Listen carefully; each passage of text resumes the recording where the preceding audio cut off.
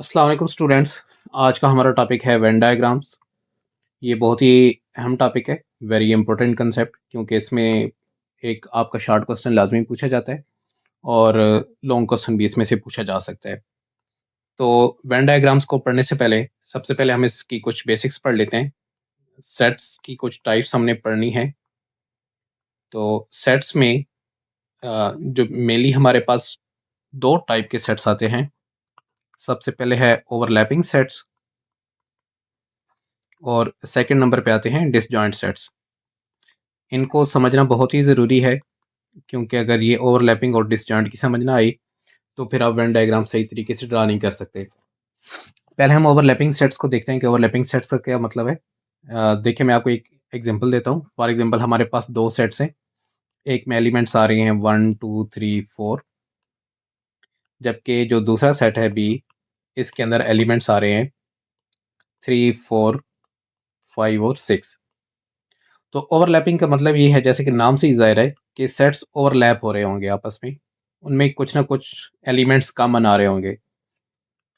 तो ओवरलैपिंग का मतलब ये है कि अगर दो सेट्स के अंदर कुछ एलिमेंट्स कॉमन होंगे तो वो ओवरलैपिंग सेट्स होंगे। तो ओवरलैपिंग सेट्स को बनाने का तरीकाकार ये है कि हम इस तरह के सर्कल बनाएंगे और उनको हमने ओवरलैपिंग शो करना है।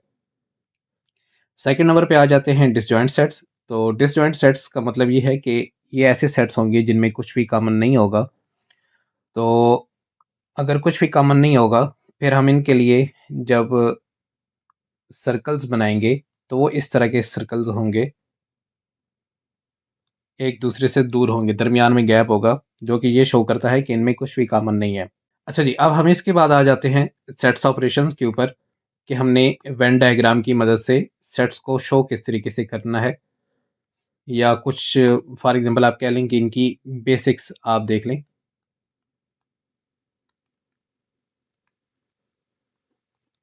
तो सबसे पहला जो हमारा ऑपरेशन है यूनियन का। यूनियन का मतलब हमें पता है क्या होता है। यूनियन में स्टूडेंट्स हम ये करते हैं कि हम दो सेट्स को इकट्ठा करके लिख देते होते हैं, कंबाइन कर देते होते हैं। तो यूनियन को शो करने का तरीकाकार ये है कि हम दोनों सेट्स को मुकम्मल तौर पर शेड कर देते होते हैं। जैसे कि फॉर एग्जांपल यहाँ पर मैं ए यूनियन बी को शो करने लगा हूँ। तो ए यूनियन बी को शो करने के लिए मैं क्या करूँगा कि मैंने ए और बी को पूरे का पूरा शेड कर देना है। तो ये मैंने ए यूनियन बी को शो कर दिया है। अच्छा, सेकंड नंबर पे अगर हम देखें कि अगर हमने इंटरसेक्शन को शो करना है, तो इंटरसेक्शन में हम ये करते हैं। इंटरसेक्शन का मतलब ये होता है कि जो दोनों सेट्स के अंदर कॉमन चीज़ है, आपने वो शो करनी है। तो लेट्स से ये हमारे पास दो ओवरलैपिंग सेट्स हैं और इन ओवरलैपिंग सेट्स के अंदर हम इंटरसेक्शन शो करना चाहते हैं। तो इंटरसेक्शन का मतलब है कि जो दोनों सेट्स के अंदर कॉमन है। अब दोनों सेट्स के अंदर ए और बी के अंदर कॉमन क्या चीज़ है? तो ये वाला जो एरिया है, ये ए और बी दोनों के अंदर कॉमन है। तो जब हम इंटरसेक्शन करेंगे, तो हम इसको शेड कर देंगे। फिर आ जाता है डिफरेंस। मीन आप दो सेट्स को अगर माइनस कर रहे हैं, तो फिर उसको आप कैसे शो करेंगे? ओवरलैपिंग सेट्स के लिए। तो देखें, ए माइनस बी को शो करने के लिए हम ये करेंगे कि अगर हमारे पास ओवरलैपिंग सेट्स हैं, तो इसका विजुअली क्या मतलब बनता है? इसका विजुअली मतलब ये बनता है कि ऐसे एलिमेंट्स जो ए के अंदर तो हैं लेकिन बी में नहीं है। मीन आपने ए को शेड कर देना है और बी को आपने खाली छोड़ देना है। ए के वो एलिमेंट्स आएंगे जो बी के अंदर नहीं है।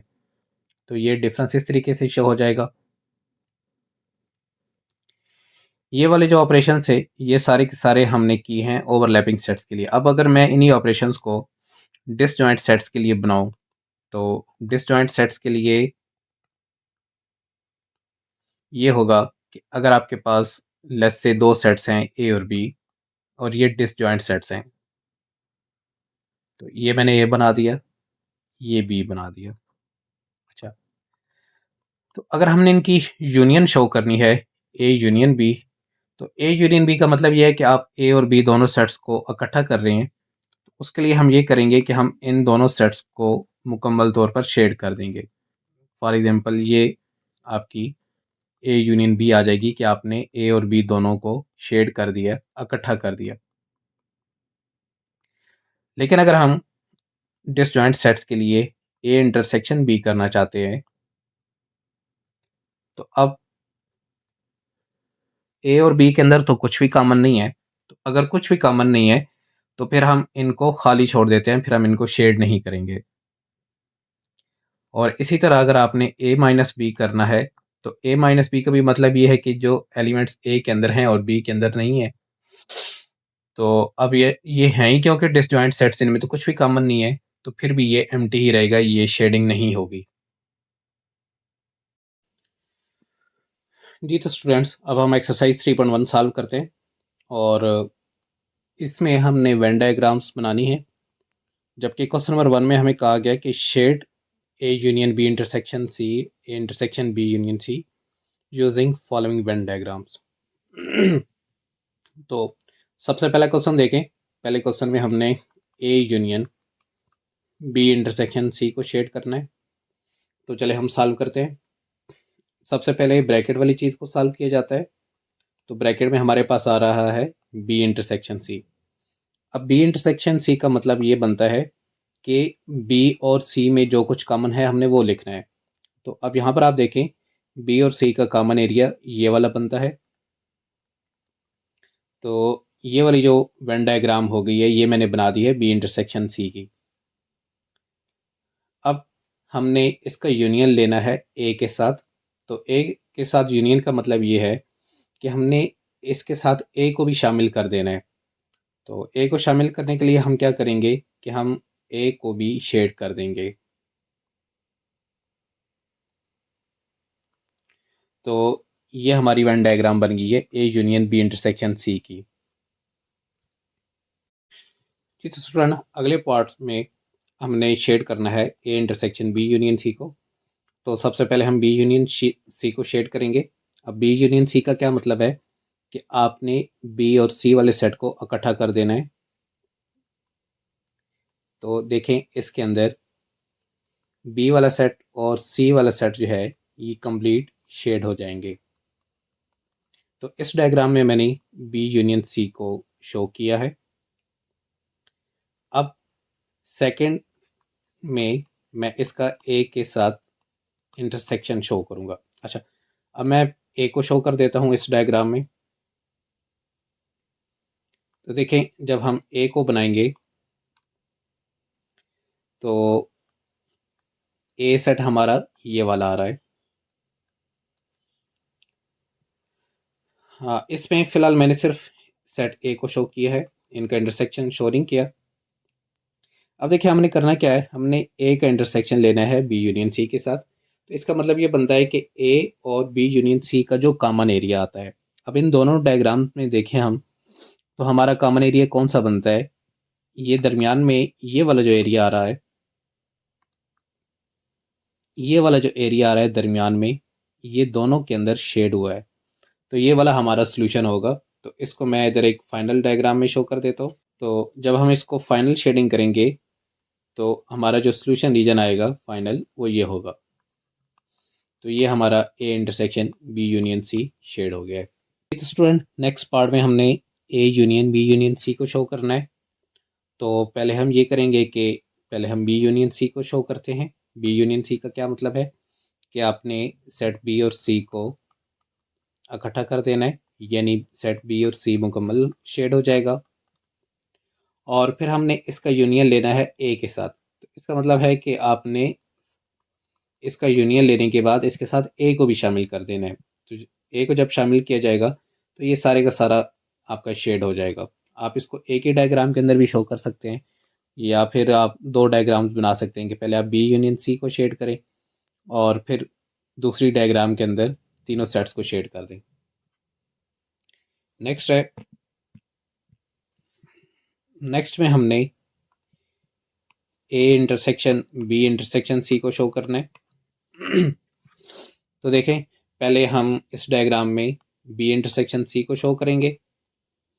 तो बी इंटरसेक्शन सी का मतलब है कि बी और सी का जो कॉमन एरिया आता है वो, तो बी और सी के अंदर कॉमन एरिया कौन सा आ रहा है, यहाँ पर बी और सी की इंटरसेक्शन हो रही है। अब हमने इसका इंटरसेक्शन लेना है ए के साथ, तो देखें इसका इंटरसेक्शन ए के साथ एम्प्टी ही आएगा। A intersection B intersection C को हम एम्प्टी शो करेंगे, क्योंकि बी इंटरसेक्शन सी वाला सेट ये है और ए वाला सेट हमारा ये बनता है, इन दोनों में कुछ भी कॉमन नहीं है, तो हम इसको एम्प्टी शो करेंगे। जी स्टूडेंट्स, अब हम सेकंड पार्ट सॉल्व करते हैं। सेकंड पार्ट में आप देखें कि आपको इस तरह की एक फिगर दी गई है। अच्छा, अब इस सेट में आप देखें कि ये वाला जो सेट ए है ये हमने सी के अंदर बनाया हुआ है, या तो इसका मतलब ये है कि ए जो है वो सी का सबसेट है, ए सी के अंदर कंटेन कर रहा है। अच्छा, अब इसको बनाने के लिए हम क्या करेंगे, सबसे पहले हमने बी इंटरसेक्शन सी को शो करना है। तो बी इंटरसेक्शन सी, बी और सी का जो कॉमन एरिया है वो ये वाला बनता है, तो हम इसको शेड करेंगे और फिर हमने इसका यूनियन लेना है ए के साथ। तो ए के साथ यूनियन के लिए हम क्या करेंगे कि इसमें सेट ए भी शामिल हो जाएगा, इसका मतलब है तो हम सेट ए को भी शेड कर देंगे। अच्छा, इसके लिए चलें कोई और मैं बना देता हूँ। तो ये हमने A union B intersection C को शो कर दिया। इसके लिए आप ऐसे भी कर सकते हैं, लास्ट में आप बता सकते हैं कि आपने जो शेडिंग किया उसमें आपने कौन से निशान यूज़ किए हैं। तो बी इंटरसेक्शन सी के लिए हमने ये क्रॉस वाले निशान यूज़ किए थे, जबकि ए यूनियन के लिए हमने स्टार वाले निशान यूज़ किए हैं। तो अब ये इस तरह साथ में छोटे छोटे स्टार्स बना देंगे।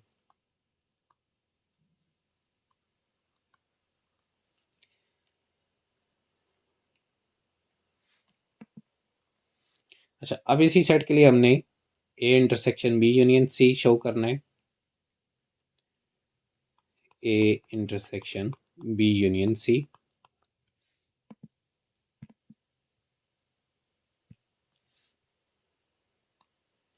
तो सबसे पहले हम बी यूनियन सी को शो करेंगे। तो बी यूनियन सी का मतलब है कि आपने बी और सी को इकट्ठा कर देना है। अब सेट सी ये सारे का सारा है और इसका यूनियन है बी के साथ, तो सी और बी सेट्स जो हैं ये पूरे के पूरे कंप्लीट शेड हो जाए। अब अपने ए के साथ इसका इंटरसेक्शन लेना है। तो पहले हम अपना सेट ए देख लेते हैं कि सेट ए है कहाँ पर। तो देखें सेट ए ये वाला है आपका। जब हम देखते हैं दोनों का कॉमन एरिया, तो दोनों का कॉमन रीजन कौन सा बनता है, जो दोनों के इंटरसेक्शन में आ रहा है, तो वो सेट ए आ रहा है। तो हम इसके लिए एक फाइनल डायग्राम बनाएंगे और उस फाइनल में हम सिर्फ और सिर्फ ए को शो कर देंगे, ए को शेड कर देंगे। तो ये हमारी फाइनल डायग्राम आ गई है A intersection B union C की। तो सबसे बेस्ट तरीका ये है कि पहले आप ब्रैकेट के अंदर जो चीज़ आ रही है उसको शो करें, फिर जो ब्रैकेट के बाहर है, यहाँ पर हमने सिर्फ सेट ए को शो किया था तो मैंने ए को शेड किया, और फिर हम ये देख लेते हैं कि इन दोनों में कॉमन क्या आ रहा है। इन दोनों में कॉमन क्या आ रहा था, ये जो सेट ए था ये दोनों में कॉमन है, तो हमने सिर्फ ए को शेड किया है। नेक्स्ट हमने A union B union C को शो करना है। तो ये तो सबसे आसान पार्ट है, बी यूनियन सी सबसे पहले हम शेड करेंगे। तो इसमें सेट बी और सी जो हैं ये कंप्लीट आने हैं, इसलिए बी और सी जो हैं ये कंप्लीट शेड हो जाएंगे। और फिर जब हम ए के साथ इसका यूनियन लेंगे, तो ए के साथ यूनियन में भी यही सेट आना है, क्योंकि सेट ए जो है वो सेट सी के अंदर कंटेन कर रहा है, क्यों, या आप ऐसे कह सकते हैं कि ये इसका सबसेट है। तो ए जब हम यूनियन लेंगे तब भी आपका यही आएगा आंसर।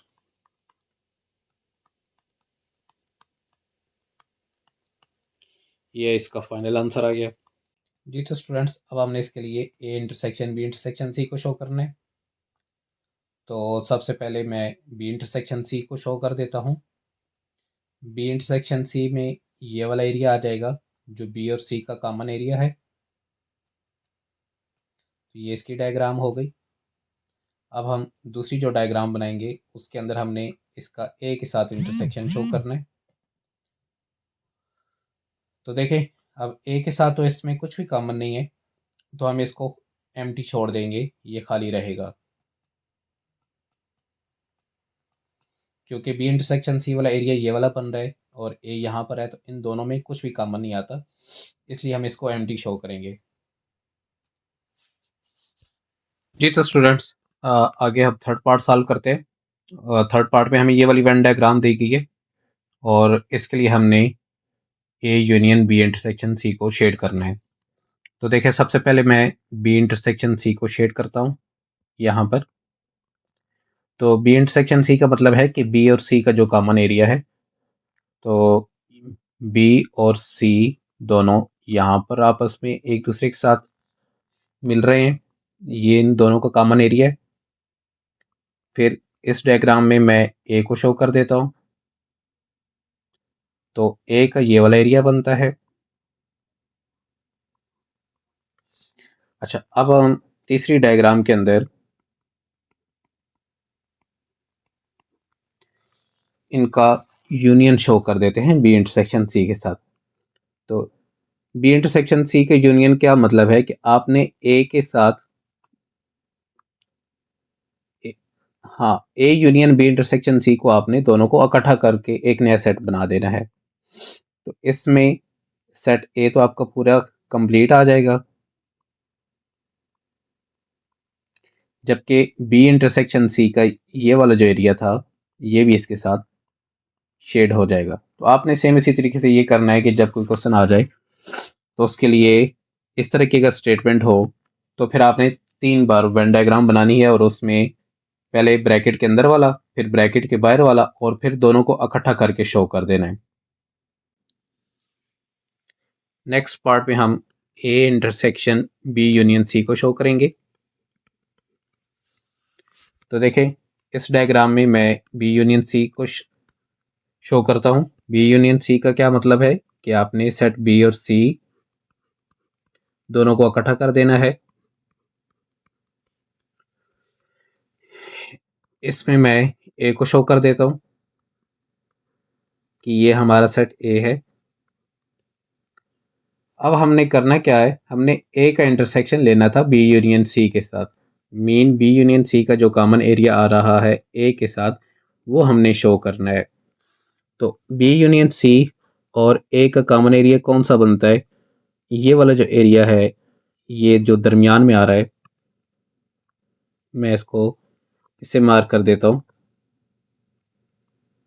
ये वाला जो एरिया है ये आपका फाइनल सॉल्यूशन आ जाएगा। तो ये हमने A intersection B union C को शो कर दिया है। जी तो स्टूडेंट, आगे थर्ड पार्ट में हम A union B union C को सॉल्व करेंगे। तो बी यूनियन सी का क्या मतलब है कि आपने बी और सी को इकट्ठा कर देना है। तो हम बी और सी को इकट्ठा कर देंगे, तो इसमें आपका ये बी और सी आपका पूरा शेड हो जाएगा। यहाँ पर हमने बी यूनियन सी को शो किया है, अब ए को साथ में शेड कर देना है। तो इसमें आपने ए शो कर दिया है और अब तीसरी डायग्राम में मैं इन तीनों को इकट्ठा शो करूँगा। तो इसका मतलब है कि हम इन तीनों सेट्स को कंप्लीट शेड कर देंगे। तो यूनियन वाला जो केस होता है ये सबसे आसान होता है, क्योंकि इसमें जितने भी सेट्स आ रहे होते हैं आपने कंप्लीट को शेड कर देना होता है, तो आपका आंसर ठीक आ जाता है। अगले जो क्वेश्चन है उसमें हमने A intersection B intersection C को शो करना है। तो देखिए, सबसे पहले हम बी इंटरसेक्शन सी को शो करते हैं। बी इंटरसेक्शन सी में क्या चीज़ आ रही है, बी और सी का जो कॉमन एरिया है, तो ये वाला जो एरिया है ये बी में भी आ रहा है और सी में भी आ रहा है। इसमें मैं ए को शो कर देता हूँ। तो ए को जब हम शेड करेंगे तो ये ए का एरिया है। अब हमने इनका इंटरसेक्शन ले लेना है। तो देखें, दोनों में कॉमन एरिया कौन सा आ रहा है, ये वाला जो एरिया था ना, ये दरमियान में, ये बी इंटरसेक्शन सी के अंदर भी आ रहा है और ये ए के अंदर भी आ रहा है, तो हमारा जो फाइनल सॉल्यूशन होगा वो ये वाला एरिया होगा, इसने शेड होना है।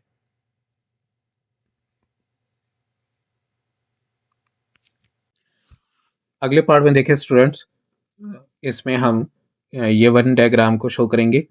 तो सबसे पहले बी इंटरसेक्शन सी को शो करते हैं। अब बी और सी जो है ये दोनों डिसजॉइंट सेट्स हैं, मीन बी और सी के दरमियान में गैप आ रहा है, कुछ भी कॉमन नहीं है, तो बी इंटरसेक्शन सी जो है ये एम्प्टी रहेगा। फिर हम सेट ए को शो करेंगे, तो सेट ए में ये आपका ए शेड हो जाएगा, और फिर जब हम इन दोनों को इकट्ठा शो करेंगे तो इसमें सिर्फ ये वाला आपका सेट ए ही शो होगा। ये हमारी वेन डायग्राम कंप्लीट हो गई इसके लिए। अगला जो पार्ट है उसमें हमने A intersection B union C को शो करना है। तो इसमें मैं बी यूनियन सी को पहले शो कर देता हूँ। तो बी यूनियन सी में क्या आएगा कि सेट बी और सी जो हैं ये पूरे के पूरे शेड हो जाएंगे। इस डायग्राम में मैं सिर्फ ए को शेड कर देता हूँ, और फिर अब हमने ए का इंटरसेक्शन लेना है बी यूनियन सी के साथ। तो देखें दोनों के अंदर जो कॉमन एरिया बनता है वो कौन सा था, बी यूनियन सी के अंदर भी ये वाला एरिया शामिल है और ए के अंदर भी ये वाला एरिया शामिल है, और ये दोनों का कॉमन एरिया बनता है। तो इसलिए जो इसका फाइनल सोल्यूशन होगा, फाइनल सोल्यूशन के अंदर आपका ये वाला हिस्सा शेड हो जाएगा।